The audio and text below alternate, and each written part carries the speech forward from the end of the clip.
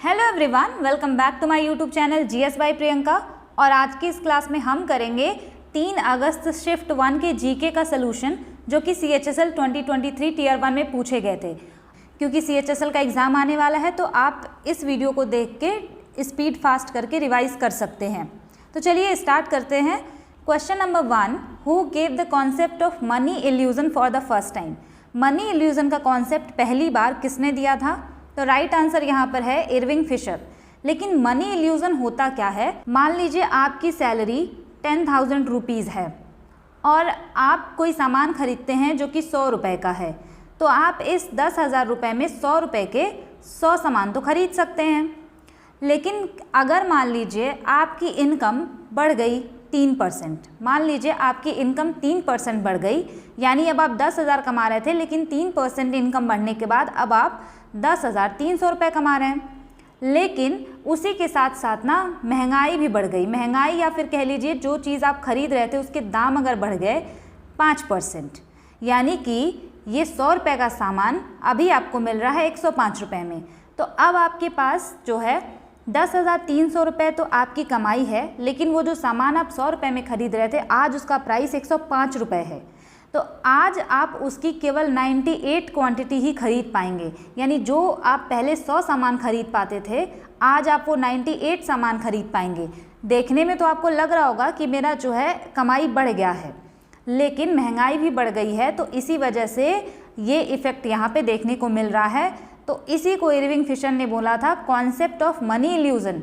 मतलब पैसे आपके बढ़े हुए दिखाई दे तो रहे हैं, लेकिन वो बढ़े क्यों नहीं? क्योंकि महंगाई भी तो बढ़ी ना साथ में। इसी को बोलते हैं कॉन्सेप्ट ऑफ मनी इल्यूजन, और इसको दिया था इरविंग फिशर ने। Next question, which Spanish football team play their home games eight Bernabeu. तो यहाँ पे राइट आंसर था रियल मैड्रिड। ये मुझे लग रहा है करंट अफेयर्स का क्वेश्चन है शायद। Next question, what is the rationale behind why one is ready to hold a 10 rupee coin. तो क्या लॉजिक है कि कोई भी इंसान 10 रुपये का क्वाइन जो है वो रखता है अपने पास, या कोई भी नोट हम क्यों रखते हैं? पहला, it is finally and artistically minted, मतलब बहुत डिज़ाइनदार और अच्छे ढंग से बनाया होता है क्वाइंस, इसलिए हम उसको रखते हैं। या it can be melted to extract metal worth 10 rupees out of it, या उससे मेटल निकाल के मतलब उसको 10 रुपये में बेचने के लिए रखते हैं। या फिर it's value is backed by the issuing authority, it's intrinsic value is greater than 10 rupees. तो राइट आंसर यहाँ पे था कि it's value is backed by the issuing authority. आप 10 रुपये का सिक्का या फिर आप कोई भी नोट 500 का 2000 का क्यों रखना चाहेंगे? क्यों? क्योंकि उसकी जो इशूइंग अथॉरिटी है, मतलब जो गवर्नमेंट ऑफ इंडिया है, उसके द्वारा उसकी वैल्यू बैक्ड है। मतलब उस पे RBI गवर्नर के साइन होंगे और गवर्नमेंट ऑफ इंडिया उसको इशू करेगी, तो उसका वैल्यू होता है, इसीलिए लोग पैसे होल्ड करना प्रेफर करते हैं। Next question, which of the following cities was built by Humayun at Delhi. तो हुमायूं ने दिल्ली में कौन सी सिटी जो है इस्टेब्लिश की थी? तो राइट आंसर है यहाँ पे Din Panah. Next question, according to census 2011 which state in India has the highest female literacy rate. देखिए, हाईएस्ट फीमेल लिटरेसी रेट की बात करें, चाहे पूरे ओवरऑल हाईएस्ट लिटरेसी रेट की बात करें सेंसस 2011 के हिसाब से, तो वो हो जाएगा राइट आंसर केरला। अगर आपसे पूछे कि इंडिया का जो है ओवरऑल लिटरेसी रेट कितना था 2011 के सेंसस के हिसाब से, तो वो होगा 74.04%। लेकिन अगर पूछे कि केवल मेल का कितना था लिटरेसी रेट, तो ये था 82.14%। और फीमेल के लिटरेसी रेट की बात करें अगर ओवरऑल, तो ये था 65.46%। और केरला जो है सबसे हाईएस्ट यहाँ का लिटरेसी रेट था, और कितना था 93.91%। इसके बाद लक्षद्वीप था, इसके बाद मिज़ोरम। तो आप यहाँ से ये याद रखेंगे, कई बार ये पूछा हुआ है। Next question, 2 October is observed as. 2 अक्टूबर को क्या मनाते हैं? तो 2 अक्टूबर को हम मनाते हैं international non violence day. Next question, the political part of the Indian constitution has been largely drawn from which constitution. मतलब हमारा जो पॉलिटिकल स्ट्रक्चर है, जैसे कि हमारा बाई कैमरल सिस्टम है, लोकसभा राज्यसभा है, तो ये जो सारे पार्ट हैं पॉलिटिकल पार्ट हमारे इंडियन कॉन्स्टिट्यूशन के, वो कहाँ से लिए गए हैं ज़्यादा से ज़्यादा? तो ब्रिटिश कॉन्स्टिट्यूशन से लिए गए हैं। कंकरेंट लिस्ट जो हमारी आती है वो हमने लिया है ऑस्ट्रेलिया से। कंकरेंट लिस्ट अगर पूछेगा कहाँ से बोरो किया है, तो ऑस्ट्रेलिया से। यूएस कॉन्स्टिट्यूशन से अगर पूछे क्या बोरो किया गया है, तो independence of judiciary, impeachment of president, या फिर जो वाइस प्रेसिडेंट का पोस्ट है, तो ये सब हमने यूएस कॉन्स्टिट्यूशन से लिया है। Next question, the government of India launched a new program called the new India literacy program NILP for 5 years from financial year dash to dash with a budget of 1,03,790 crores। Government of India ने new India literacy programme जो launch किया था वही पूछ रहा है कि ये किस फाइनेंशियल ईयर से किस फाइनेंशियल ईयर तक के लिए लॉन्च किया गया था। तो ये लॉन्च किया गया था 2022-23 से 2026-27 तक। तो ये भले ही करंट अफेयर्स का क्वेश्चन था, पर आपको याद रखना है क्योंकि ये आगे भी पूछा जा सकता है। Next question, which of these is true about the second phase of the green revolution. तो second phase of the green revolution की अगर बात करें तो it covered the period of the 1980s, यानी सेकेंड फेज जो ग्रीन रिवोल्यूशन का था वो 1980s के टाइम पर चल रहा था। Next question, what is the name of the chemical compound having a molecular formula C3H4O which is mostly used for production of acrylic acid and acrylate ester। तो right answer यहाँ पे था acrolein, इसका नाम था, और आप इसको ज़रूर से नोट्स में लिख लीजिएगा C3H4O को क्या बोलते हैं, क्योंकि अगर आप इतना भी लिखे रहेंगे तो बाकी का अगर ऑप्शन में आया तो आप आंसर मार्क कर पाएंगे। और बहुत ज़्यादा इंपॉर्टेंट है, केमिस्ट्री से भी काफ़ी अच्छे क्वेश्चन पूछे जाते हैं और बायो से भी काफ़ी हाई लेवल के पूछे जाते हैं। तो यही फ़ायदा होता है प्रीवियस ईयर क्वेश्चन पेपर करने का, क्योंकि क्वेश्चन रिपीट होते हैं। Next question, the monetary policy committee maintained a hawkish stand on the interest rate, in this context hawkish stand means. तो मॉनेटरी पॉलिसी कमेटी जो होती है वो मनी सप्लाई को कंट्रोल करके रखती है। तो हॉकिश जो पॉलिसी अपनाती है उसका क्या मतलब होता है, तो हॉकिश का मतलब होता है जब इंटरेस्ट रेट काफ़ी ज़्यादा बढ़ा दिया जाए उसको बोलते हैं हॉकिश या टाइट मॉनेटरी पॉलिसी। और अगर आपसे पूछ ले डॉविश मॉनेटरी पॉलिसी क्या होता है, तो ये ठीक उल्टा, इंटरेस्ट रेट जब डिक्रीज कर दिया जाए तो उसको डॉविश स्टैंड ऑन इंटरेस्ट रेट बोलते हैं। Next question, Guru Naidu Sanapathy, who became India's first weightlifter to win a gold medal at the IWF in 2022, is from which state। तो यहाँ पे गुरु नायडू सनपति का पूछ रहा है कि जो फर्स्ट वेट लिफ्टर हुए हैं गोल्ड मेडल जीतने वाले IWF में, तो वो कहाँ के हैं। तो राइट आंसर है वो आंध्र प्रदेश से बिलोंग करते हैं। नेक्स्ट क्वेश्चन है, which are 4 quantum numbers of an electron present in 4f orbital. तो यहाँ पे आपको थोड़ा सा समझने की ज़रूरत है। ये क्वेश्चन JEE 2004 में भी पूछा गया था और देखिए CHSL 2023 में आया है, तो मतलब और भी एग्जाम में ये रिपीट हुआ होगा। सबसे पहले आप ये समझिए कि क्वांटम नंबर हम निकालते कैसे हैं। इसको भी निकालने से पहले ये जानना पड़ेगा कि क्वांटम नंबर 4 तरीके के होते हैं। कौन कौन से? एक तो होता है principal quantum number, quantum number को मैं शॉर्ट में QN लिखूँगी, प्रिंसिपल क्वांटम नंबर जिसको बोलते हैं n। उसके बाद आता है एजीमुथल क्वांटम नंबर जो कि हम इसको रिप्रेजेंट करते हैं L से। उसके बाद आता है magnetic quantum number, magnetic quantum number इसको हम रिप्रेजेंट करते हैं M से। और उसके बाद आता है spin quantum number, spin quantum number को हम रिप्रेजेंट करते हैं S से। तो मान लीजिए आपके पास कोई भी शेल दे दिया जाए कि 3s 3p और 3d में बताइए कि इसका क्वांटम नंबर क्या होगा। तो s वाले में केवल एक बॉक्स और p वाले में कितने होते हैं 3 और d वाले में होते हैं 5, 1 2 3 4 5। ये जो आगे वाला नंबर होता है ना, ये जो आगे वाला नंबर है ये होता है शेल, ये होता है हमारा शेल। और इस सब में हम भरते हैं इलेक्ट्रॉन, इन सब में हम भरते हैं इलेक्ट्रॉन। और ये जो आपको दिख रहा है ना, ये S P D और इसके बाद F भी आता अगर यहाँ पे, तो ये सारे जो होते हैं ये होते हैं हमारे सब shell. S P D F क्या होते हैं? सब शेल। और ये सब शेल के अंदर ये जो होते हैं ना, ये सब ये होते हैं ऑर्बिटल्स, ये होते हैं ऑर्बिटल्स। तो अगर कभी भी आपसे पूछे प्रिंसिपल क्वांटम नंबर, अगर आपसे प्रिंसिपल क्वांटम नंबर पूछे तो जो नंबर का शेल है वही होता है प्रिंसिपल क्वांटम नंबर। जैसे ये थर्ड नंबर की शेल है तो प्रिंसिपल क्वांटम नंबर हो जाएगा यहाँ पर 3। अगर फोर्थ नंबर की सेल होती 4s 4p 4d या 4f तो 4 हो जाता n की वैल्यू। तो जो भी शेल दिया है आपको वही हो जाएगा प्रिंसिपल क्वांटम नंबर। अब एजीमुथल क्वांटम नंबर आपको याद रखना है। अगर आपको L निकालना है, अगर जो है S शब शेल दिया है तो L की वैल्यू 0 और अगर F शब शेल दिया है तो L की वैल्यू 3 होती है। तो यहाँ पे आपको एजीमुथल क्वांटम नंबर याद रखना पड़ेगा।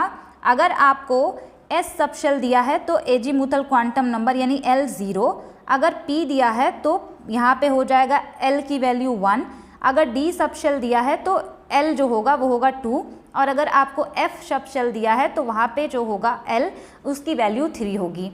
अब मैग्नेटिक क्वांटम नंबर कैसे निकालते हैं? तो सबसे पहले आप बना लीजिए ऑर्बिटल। S में कितने होते हैं? 1, P में कितने होते हैं? 3, उसके बाद D में कितने होते हैं? 5, D में कितने होते हैं? 5। ये S P D F। अगर आपको मैग्नेटिक क्वांटम नंबर निकालना है, अगर आपको मैग्नेटिक क्वांटम नंबर निकालना है तो S के लिए होता है 0 और अगर आपको P के लिए निकालना है तो पहले आप सेंटर वाला बॉक्स देख लीजिए, यहाँ पे लिख दीजिए 0 और आप इसके राइट साइड में जाएंगे प्लस करते हुए +1 और इस साइड में आएंगे माइनस करते हुए। अगर D के लिए पूछे तो पहले सेंटर वाले का 0 होता है, इधर आप बढ़ेंगे +1 और इसके लिए +2, इधर आप बढ़ेंगे -1 इसके लिए -2 और F के लिए भी सेंटर वाला पहले ये पकड़िए, यहाँ पे लिखिए 0, ये वाला हो जाएगा आपका +1 +2 +3, इधर हो जाएगा -1 -2 -3। तो ऐसे निकलता है मैग्नेटिक क्वांटम नंबर। पहले आप सब शेल बनाइए, सेंटर वाला आप पहले 0 लिखिए और S है तो सिर्फ 0 ही होगा। P वाले में आप पहले बीच में 0, फिर इधर +1 इधर -1 और D वाले में फिर सेंटर वाले का 0 इधर प्लस करते जाएंगे आप और इधर माइनस करते हुए। तो यहाँ से निकलता है मैग्नेटिक क्वांटम नंबर। और अगर आपसे पूछे स्पिन क्वांटम नंबर S, ये सब शेल नहीं है, ये स्पिन क्वांटम नंबर है। इसको मैं कैपिटल S कर दे रही हूँ ताकि आपको कन्फ्यूज़न ना हो। ये मान लीजिए स्पिन क्वांटम नंबर, तो इसकी वैल्यू या तो +1/2 हो सकती है या -1/2 हो सकती है, कुछ भी हो सकती है। ठीक, एंटी क्लॉकवाइज हो तो -1/2, क्लॉकवाइज होता है तो +1/2, लेकिन इतना जानने की ज़रूरत नहीं है। मैंने आपको समझा दिया कि principal quantum number, azimuthal quantum number, magnetic quantum number और स्पिन क्वांटम नंबर कैसे निकलेंगे। तो मैंने पहले बताया कि जो भी शेल होता है, जैसे यहाँ पे हमें क्या दिया हुआ है, 4f दिया हुआ है। 4f में जो ये आगे वाला जो शेल है यही होती है n की वैल्यू, तो ये ऑप्शन तो कट जाएगा। तो अभी भी 3 ऑप्शन बचे हैं। अब L की वैल्यू क्या होती है? F शब शेल दिया है तो L की वैल्यू 3 होती है। तो L की वैल्यू 3 कहाँ पर है? तो ये वाला आंसर भी कट हो जाएगा, केवल यहाँ पर है और यहाँ पर। तो ये दो तो हमें मिल गए। अब M की वैल्यू हमें देखनी है क्या हो सकती है। तो F में कितने सब शेल होते हैं? 7 बना दिया F सब शेल। तो मैग्नेटिक क्वांटम नंबर कैसे निकलेगा? पहले बीच वाले को लिख दीजिए यहाँ पे 0, इधर करते आइए +1 +2 +3, इधर आप करेंगे -1 -2 -3। तो अब इसमें से देखिए कि M की वैल्यू क्या हो सकती है। M की वैल्यू +1 भी हो सकती है, M की वैल्यू -2 भी हो सकती है, M की वैल्यू -4। ये ऑप्शन तो पहले ही कट गए, ये दोनों ऑप्शन तो पहले से ही कट गए, इसको हम नहीं चेक करेंगे। यहाँ M की वैल्यू +1 है, यहाँ M की वैल्यू +4 है। तो +4 तो M की वैल्यू यहाँ पे पॉसिबल ही नहीं है क्योंकि ये -3 से +3 तक ही है। तो राइट आंसर आपका हो जाएगा ये कॉन्सेप्ट समझाने में भले ही टाइम लगा हो, लेकिन अगर आप समझ गए होंगे तो आप इसको कर पाएंगे क्योंकि बहुत सारे एग्जाम में क्वांटम नंबर्स पे क्वेश्चन आते हैं। Next question, which institution had launched the project E Shakti for the digitisation of all members of self help groups in India. तो ई शक्ति जो प्रोजेक्ट है ये किसने लॉन्च किया था सेल्फ हेल्प ग्रुप को डिजिटाइजेशन करने के लिए? तो राइट आंसर है नाबार्ड। आप मुझे कमेंट करके बताएंगे नाबार्ड कब बना था। Next question, what is the product of the reaction when anhydrite undergoes hydration. Anhydrite का जब हाइड्रेशन कराते हैं तो कौन सा प्रोडक्ट बनता है? तो राइट आंसर है जिप्सम। अगर आपसे जिप्सम का फॉर्मूला पूछे तो CaSO4 2H2O. Next question, which of the following disease is transmitted by the bite of an infected female phlebotomine sandfly characterized by irregular fever, weight loss and enlargement of the spleen and liver? तो right answer यहाँ पे हो जाएगा visceral Leishmania की वजह से ये बीमारी जो होती है, इरेगुलर फीवर, वेट लॉस या स्प्लीन या लिवर बड़ा हो जाता है, तो राइट आंसर यहाँ पे होगा visceral leishmania. Next question, the name of the Brahmin priest who later came to be known as Ramakrishna Paramhansa. तो रामकृष्ण परमहंस का जो है नाम पूछ रहा है. ओरिजिनल रामकृष्ण परमहंस का जो नाम था वो था Gadadhar Chattopadhyay. Next question, Ravishankar is famous for which of the following musical instrument. तो पंडित रविशंकर जो है ये सितार वादक हैं, बहुत इंपॉर्टेंट. फ्लूट से अगर पूछे तो हरि प्रसाद चौरसिया, हरि प्रसाद नाम है, आप इसको याद रखेंगे. नेक्स्ट क्वेश्चन है, चाली, Jhumra and Nadu Bhangi are associated with which Indian classical dance form. तो ये सारे रिलेटेड हैं सत्तरिया से. अगर पूछे सत्तरिया कहाँ का जो है क्लासिकल डांस है, असम का. कब बना ये क्लासिकल डांस, 2000 में, और किसने इसको बनाया, शंकर देव, आप याद रखेंगे. कथकली अगर पूछे तो ये केरला. मणिपुरी, ये तो बहुत सिंपल है, मणिपुरी मणिपुर का है. और कुचिपुड़ी अगर पूछे तो आंध्र प्रदेश का क्लासिकल डांस है, आंध्र प्रदेश का. Next question, in which year the Indian national Congress established. Indian national Congress कब इस्टेब्लिश हुई थी. तो राइट आंसर है 1885 में.